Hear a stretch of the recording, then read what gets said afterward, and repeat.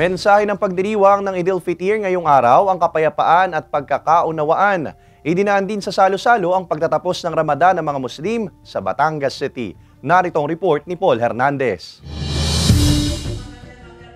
Sama-sama sa pagdarasal ang mga kababayan nating Muslim sa Barangay Malitam sa Batangas City ngayong araw ng Eid al-Fitr. Hudyat ito ng pagtatapos ng Ramadan o isang buwang pag-aayuno sa aral ng Islam. Sentro raw ng sermon ang pagkakaunawaan ng bawat isa. Kung ano magsalita na walang kabuluhan, huwag na rin sumalidong. Kailangan talaga na tuwing magsalita tayo ay tuwing nakakoneksyon sa agama ng Islam. Sa isang simple ngunit makabuluhang salo-salo nila ipinagdiwang ang Eid al-Fitr. Kung sino yung may mga handa, nang-i-invite sila, kung sino yari o salo-salo, ganito ang mga tradisyon namin. Taon-taon na yan. Kasama sa dasal ang pasasalamat din kay Allah sa mga pagpapalang iginagawad sa kanila. Sinashare hiling ang kapayapaan sa iba't ibang panig ng mundo. Magkaroon po ng kapayapaan sa pagitan ng Israel at saka Palestine.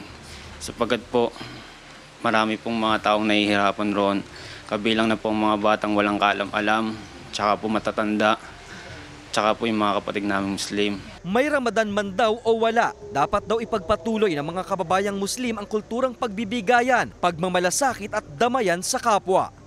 Kasama si Buhay Adante Jr., Paul Hernandez, Balitang Southern Tagalog.